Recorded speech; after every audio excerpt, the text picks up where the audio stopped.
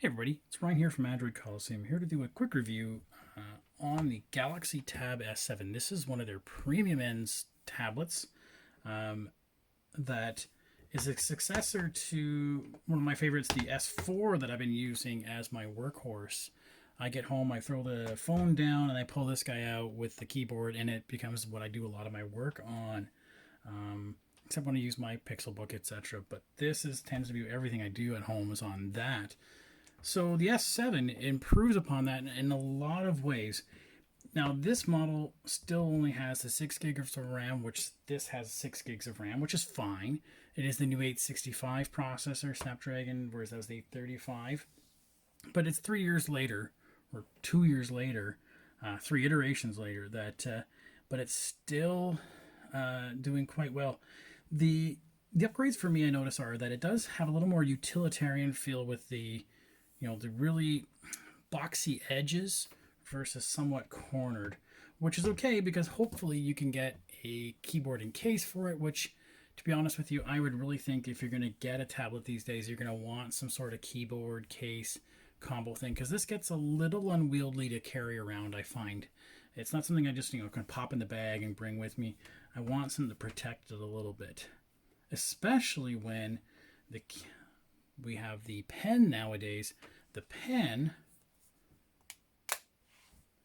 sits there and charges. That's kind of cool. It actually charges up the pen when it's sitting there, and it actually holds there quite well,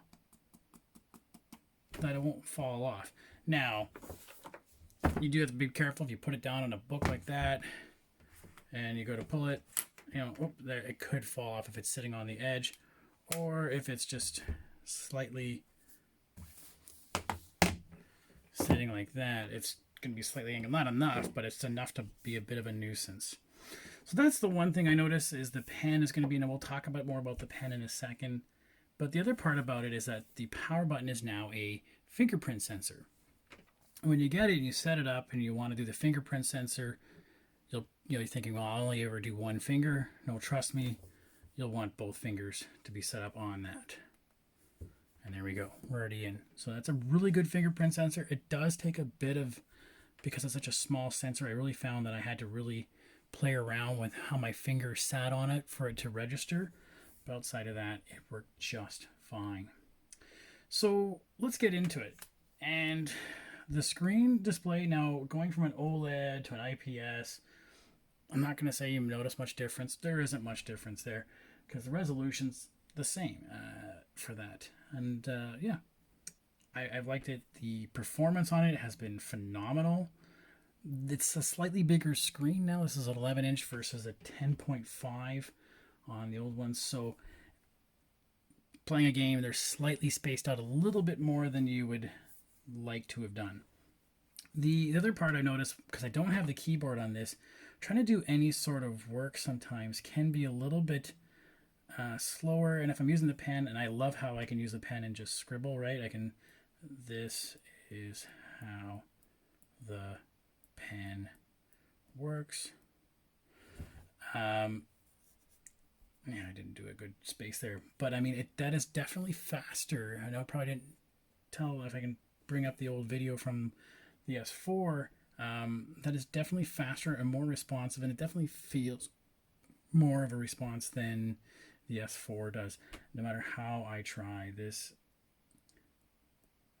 feels, whoops, I hit the button.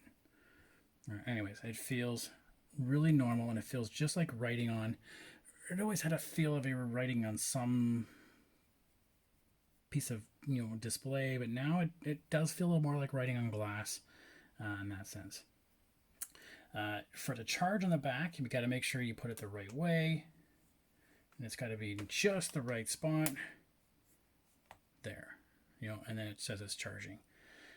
Like I said, that's a little awkward where it is sometimes, but yeah. Anyways, so we have all our pen features. We could draw on the screen. We can capture things on the screen. We can do this thing called an AR doodle if you want to do that.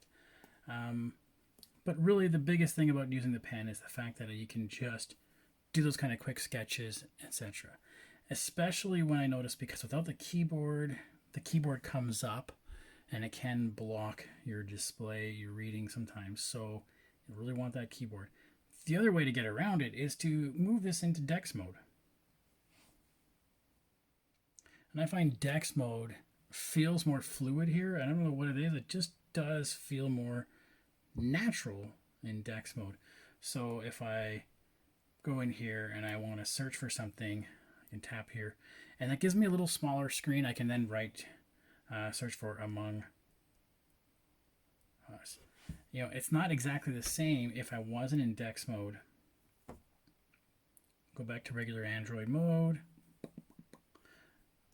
and I bring up, so let's say I do that, and I can change here to be a, where was it?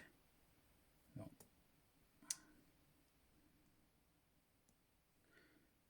This one here, and I can say floating keyboard. So you can do it.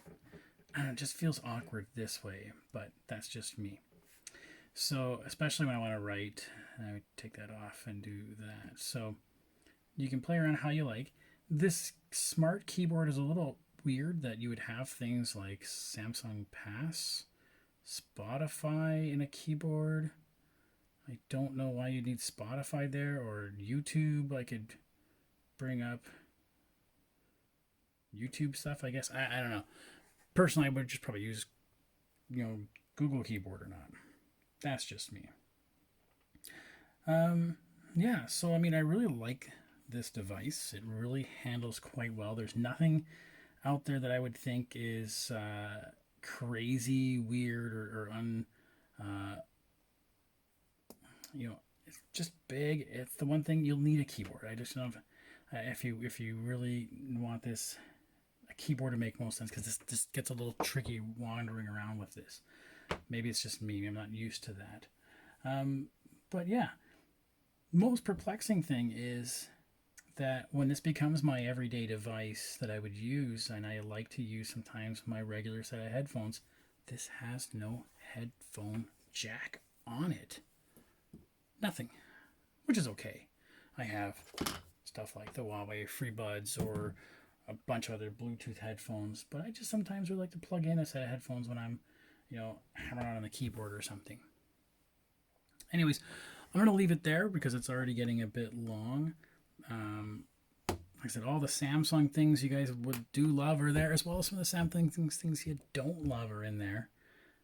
But it is a powerhouse that you pay for.